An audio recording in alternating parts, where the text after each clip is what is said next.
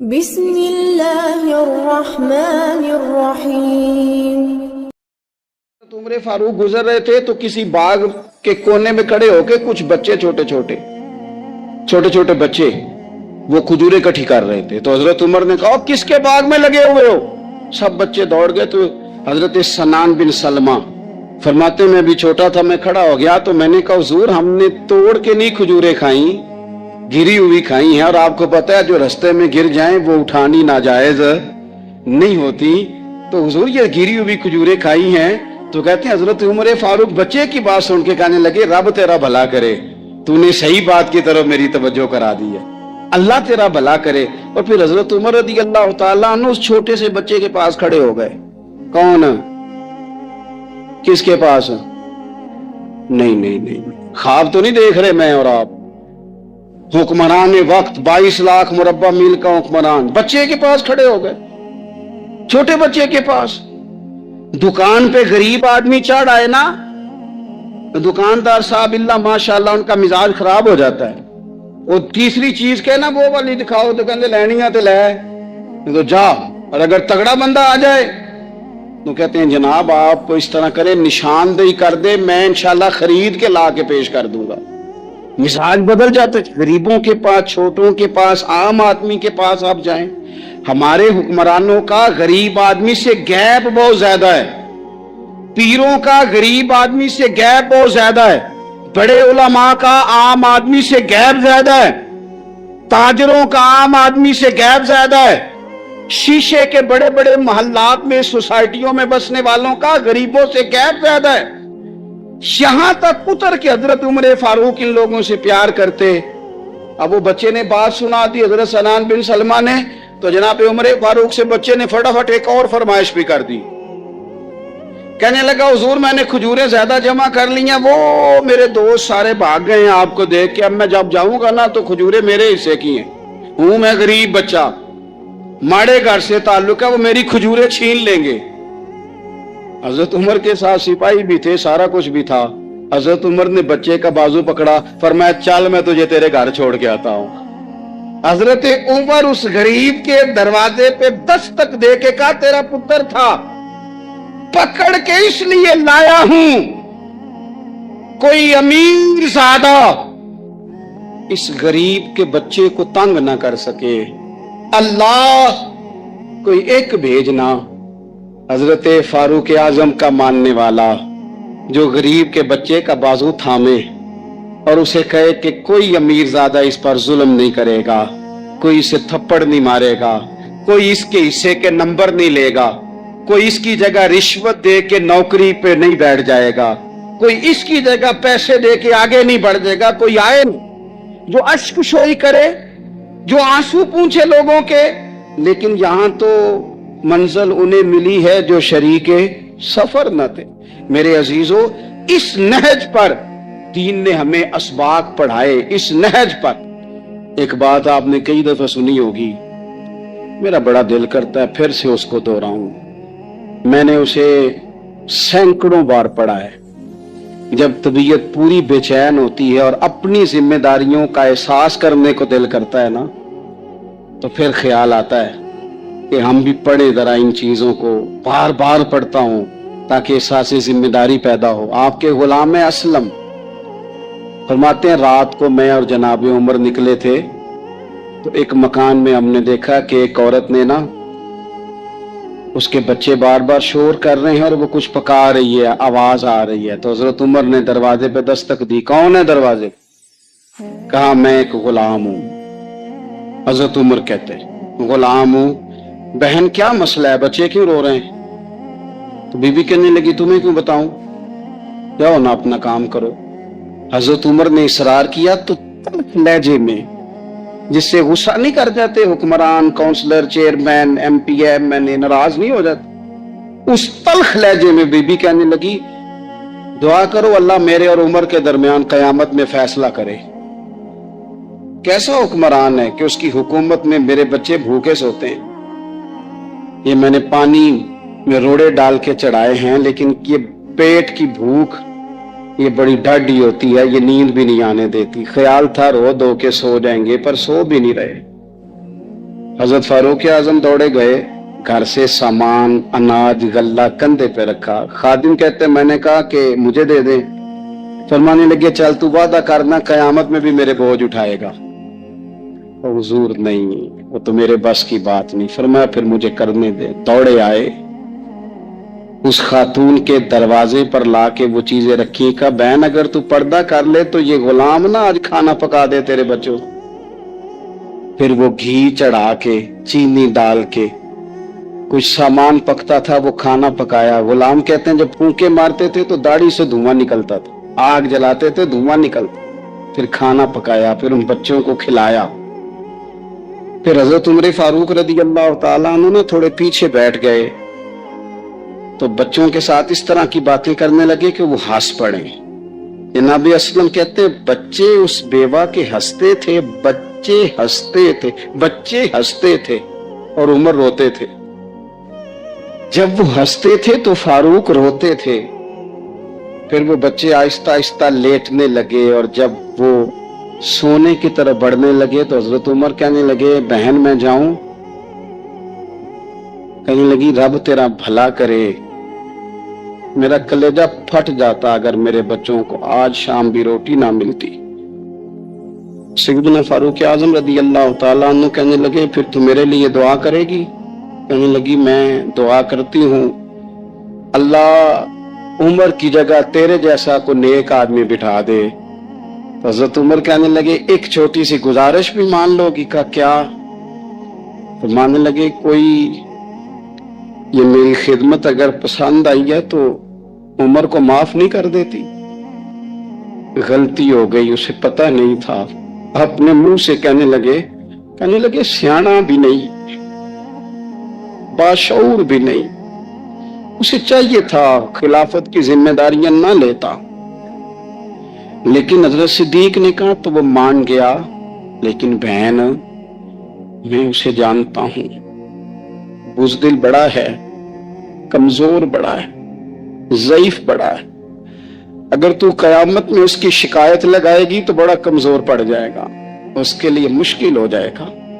تو کہنے لگی اچھا اگر تو اتنی سفارش کرتا ہے تو جا، میں نے عمر کو معاف کیا۔ حضرت فاروق اعظم نے چہرے سے کپڑا ہٹایا تو بی بی کہنے لگی اوہو آپ عمر ہیں؟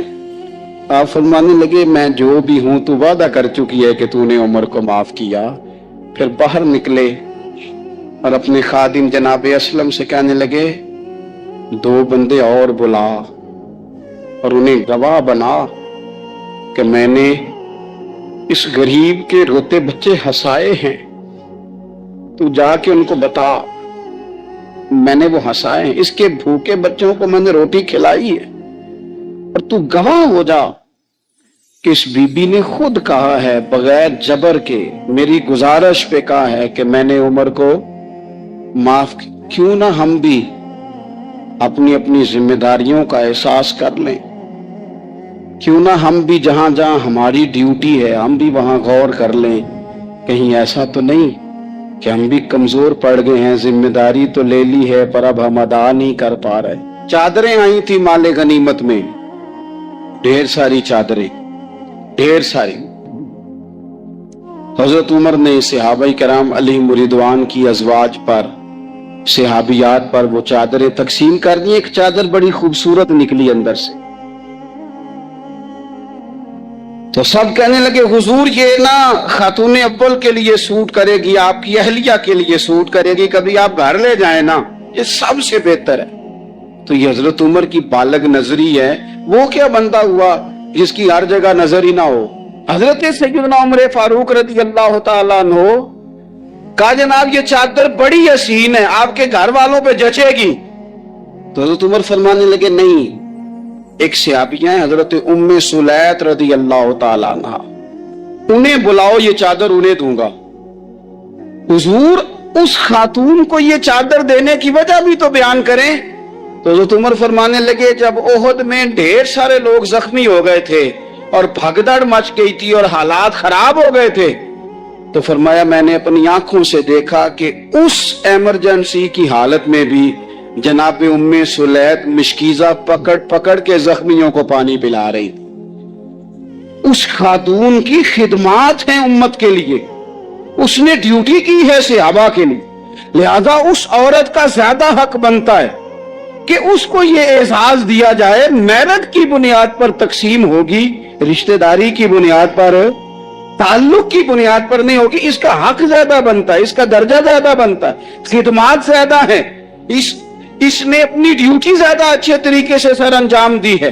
जब तक चीजें आप वुसअत कल्बी नहीं लाते अपनी तबीयत में, जब तक आप गुंजाइश ज्यादा पैदा नहीं करते, उतनी देर तक हालात उस तरह के नहीं होते। फिर एक और मुसीबत बन गई है, वो मुसीबत है लेवल की। ये काम मेरे लेवल का नहीं। जब आप अपने लेवल से नीचे उतरेंगे, प्रोटोकॉल से जरा नीचे उतरेंगे और छोटी छोटी बातों पर खुद तवज्जो देंगे, छोटी छोटी चीजों पर। हजरत उमर जुमा पढ़ा रहे थे, एक सहाबी देर से आए। अब ये नमाज का पूछना, जुम्मे का पूछना, मतलब हुक्मरान साहब तो ऊपर लेवल के हैं, वो तो पूछेंगे कि जनाब मेरे साथ तो आप कौमी सतह का बंदा बिठाएं, ये वाली बातें। लेकिन छोटे छोटे सुराख पैदा होते हैं, फिर बंद टूटते हैं, हालात बिगड़ते हैं। कौमों का इखलाक छोटी छोटी जगहों पे पहले बिगड़ता है। छोटी छोटी जगहों पे बच्चा पहले छोटी चोरियां करता है, खुदा माफ फरमाए अगर उसे रोका ना जाए, फिर वो बड़ी जगहों पे जाके हालात खराब करता है। हजरत उमर फारूक एक सहाबी देर से जुमा पढ़ने आए, तो हजरत उमर ने बाद में बुला लिया, फरमाया तुम इतने समझदार आदमी हो कि अगर जुम्मे में देर से आओगे तो बाकी लोगों का क्या बनेगा। तो वो सहाबी आगे से कहने लगे मुझे पता था आपने पूछना है, और मैं तो कहीं काम में मसरूफ था अमीरुल मोमिनीन, मैं तो दौड़ा आया हूं, मैं तो गुस्ल भी नहीं कर सका, वुजू करके ही मस्जिद में आ गया जुमा पढ़ने। तो तुमरे फारूक उनकी बात सुनकर खुश हुए, फरमाने लगे रब तेरा भला करे, इस तरह करना, आइंदा जुमा पढ़ने आना तो गुस्ल करके आना। मेरे नबी पाक ने गुस्ल करने का इरशाद फरमाया जुमे वाले दिन, गुस्ल करके आना। लेकिन सुनो ना यार, जरूरत किस चीज की होती है। एक सहाबी थे हजरत जनाब सैयदना खफाफ बिन ईमा गफ्फारी रदी अल्लाह ताला, इन्होंने बड़ा किरदार अदा किया था मैदान उहद में, इन्होंने और इनके साहिबजादे ने। तो इनकी बेटी एक दिन हजरत उमर के पास आई। अब वो बेटी ब्याह के जा चुकी थी, उसकी शादी हो गई थी। हजरत खफाफ बिन ईमा रदी अल्लाह ताला अन्हु की साहिबजादी अपने ससुराल चली गई थी, वहां उसका खामद इंतकाल कर गया। वो खातून वापस आ गई, वो हजरत उमर से मिली, बेवा औरत। उस बेवा खातून ने आके, यहां तो मेरे भाई वो फौजी बेचारे जिनकी बीवियां, जिनको एक तकरीब में तो खूब एवार्ड देने के लिए बुलाया जाता है, मैंने यतीमी का वक्त गुजारा है, मुझे पता है कि 2-4 महीने लोग आके कहते हैं कोई हुक्म होया तो 10 आजे, फिर जब 1 साल गुजर जाता है तो फिर लोग कहते हैं 4 भरा ने काम क्यों नहीं कर दे। तो ऐसे तो नहीं ना कि अब्बा ऐसे ही चला गया था, बड़ा कुछ दे के गया है, किधर है फलानी चीज। लोगों का नजरिया थोड़े अरसे के बाद और हो जाता है। आपने बड़े बड़े शोहदा के घरों में अवार्ड तो दिए, क्या कभी आपने पलट कर दोबारा गौर किया कि उनके बच्चे कहां हैं, उनकी बेवा किस हाल में है। वो जमाने की तेज धूप और तेज आंधी का मुकाबला कैसे कर रहे हैं। बगैर बाप के जो इंसान को खुले आसमान तले वक्त गुजारना पड़ता है, वो कितना को मुश्किल होता है। वो किस तरह टाइम गुजार रहे हैं, ये कभी सोचा लोगों ने। यहां तो निरंगी ये सियासते दौरान तो देखिए, मंजिल उन्हें मिली है जो शरीके सफर न थे, जो निकले ही नहीं थे वो मंजिल तक पहुंच गए, और जिन्होंने जवानियां गुजार दी वो रास्ते में रह गए। हजरत खफाफ बिन ईमा की साहिबजादी बेवा होके आ गई, बच्चे साथ थे, सरे राह जनाब उमर से मिली और मिलके कहने लगी हुजूर मैं उस सहाबी की बेटी हूं जिन्होंने ओहद वाले दिन अपने बेटे के साथ मिलके मुआसरा किया था, बच्चे मेरे यतीम हो गए हैं, मैं बेवा हूं। हजरत फारूक आजम रदी अल्लाह ताला अन्हु ने फहरिस्त नहीं मांगी, खर्चे की डिटेल नहीं मांगी, तुम आना, फलाने से मिलना, परसों 9 बजे आ जाना दफ्तर, ये कोई बात नहीं की। हजरत उमर गौर से खड़े, उस बेटी की बात सुनी। छम छम सैयदना फारूक की आंखों से आंसू गिरे, दौड़ के घर गए, एक ऊंट निकाला, वहां से माले गनीमत का माल के भर के 2 बोरियां, और बोरियों में क्या था? चांदी भी थी, नगदी पैसे भी थे, कुछ जरूरत का सामान भी था, गल्ला भी था। 2 बोरियां भर के ऊंट पे रख के खुद लगाम उस बेटी के हाथ में थमा के का पुत्र, सामान भी तेरा है, ऊंट भी तेरा है, और ये ना समझना यही कुछ तुझे दिया है, जब ये खत्म होगा तो रब तेरे लिए और बंदोबस्त फरमाएगा।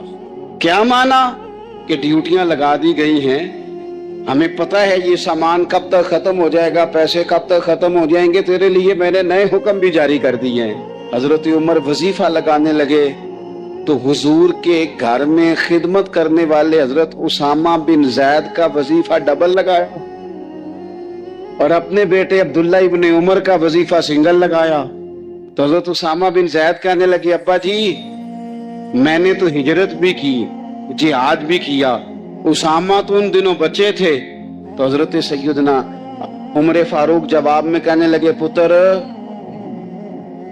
उसामा के वालिद जैद ने भी हुजूर के घर में नौकरी की, उसामा भी नौकरी कर रहा है। हजरत उमर की शान क्या है जमाना जानता है, पर फिर भी हजरत उमर फरमाने लगे, तूने अपने बाप के साथ हिजरत की, फरमाया उनकी खिदमत ज्यादा है हुजूर के घर में, लिहाजा उनका वजीफा भी ज्यादा लगाया जाएगा। अबू अल्लाह की बारगाह में दुआ करते, ऐ अल्लाह एक वक्त रोटी देना, एक वक्त फाका दे। ऐ अल्लाह जब तू रोटी दे तो मैं तेरा शुक्र अदा करूं, जिस दिन तू खाना दे, रिस्क दे, और जिस दिन फाका हो मैं तेरी बारगाह में इल्तिजा करूं। सिर्फ मीठा खाना ही सुन्नत नहीं, फाका करना भी सुन्नत है। सिर्फ मिसवाक से दांत साफ करना ही सुन्नत नहीं, दिल साफ रखना भी सुन्नत है। और मेरे अजीज, हमने क्या किया? चंद 4-5 चीजों को याद कर लिया, और जो हमा पहलू जिंदगी थी, हमा पहलू समझे ही नहीं। रसूलुल्लाह सल्लल्लाहु तआला अलैहि वसल्लम ने नमाज पढ़ाई तो सहाबा फरमाते हैं ये मंजर हमारे लिए अनोखा था कि जल्दी से हुजूर तशरीफ ले गए, हमने कभी देखा नहीं था।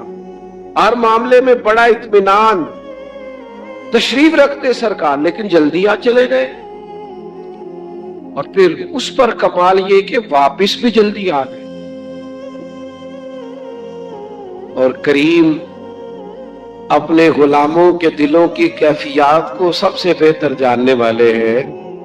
हुजूर जानते थे कि ज़हनों पर सवाल उभर आया है कि महबूब इतनी जल्दी गए, इतनी जल्दी आए। करीम फरमाने लगे, तुम सोचते हो कि मैं क्यों जल्दी गया, मैं क्यों जल्दी आया? फरमाया कुछ सोना आया था, सारा बांट दिया, थोड़ा सा घर में पड़ा रह गया था, नमाज पढ़ी है तो याद आया है, जरा जल्दी से गया हूं, वो भी खैरात करके आया जल्दी से।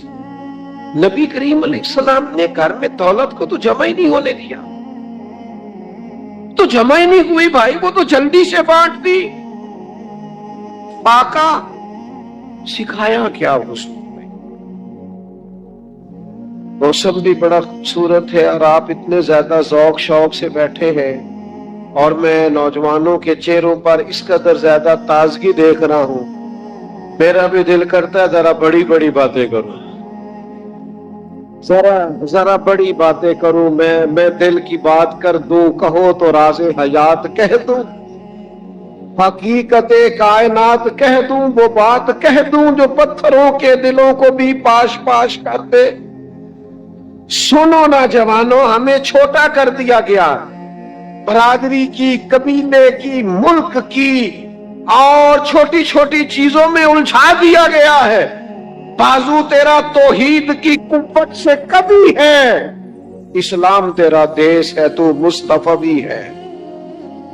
बड़ी बात सिखाई है नबी पाक ने अपनी औलाद को, बड़ा हौसला, बड़ा ज़रफ, صرف ذات کے لیے نہیں سوچنا، ملت کے لیے سوچنا ہے، عقیدے کے لیے سوچنا ہے، نظریے کے لیے سوچنا ہے، دین کے لیے سوچنا ہے۔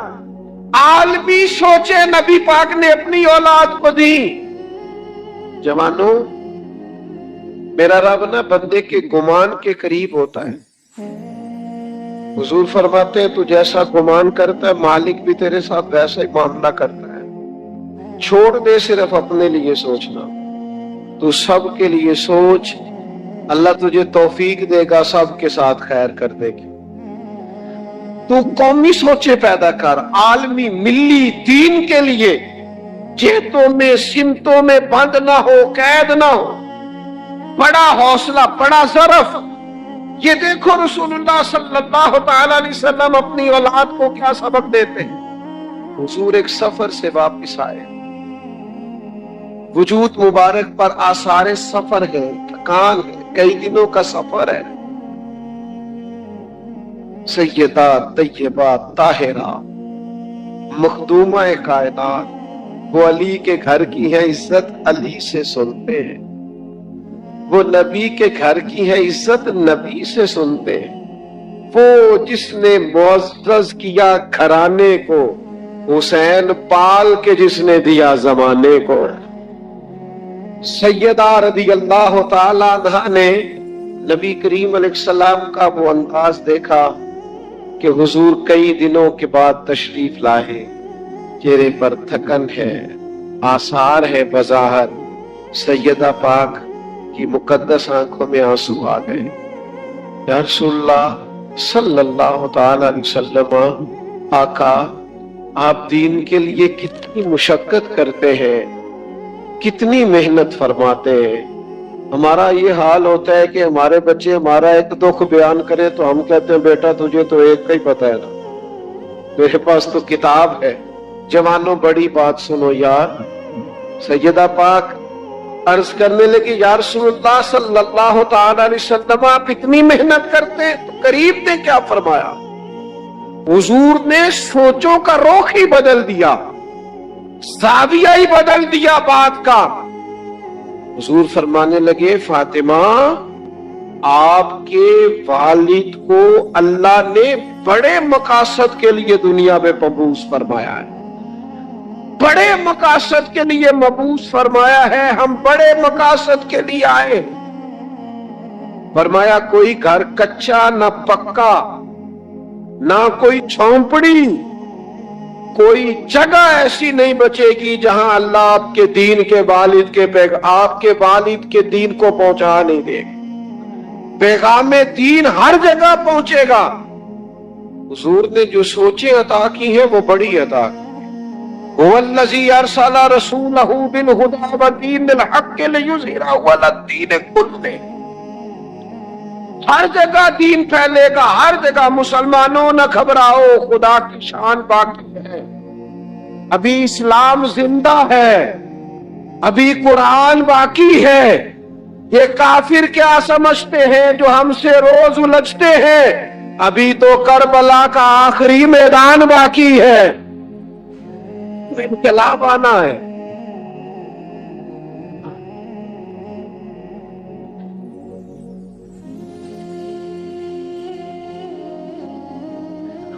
سنیں توجہ کریں میری بات پر۔ تو حضور نے عالمی سوچیں دی، فرمایا کوئی جگہ ہی نہیں بچے گی جہاں آپ کے والد کے دین کے پیغام کو اللہ پہنچا نہیں دے گا۔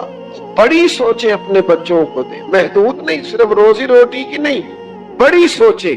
اور پھر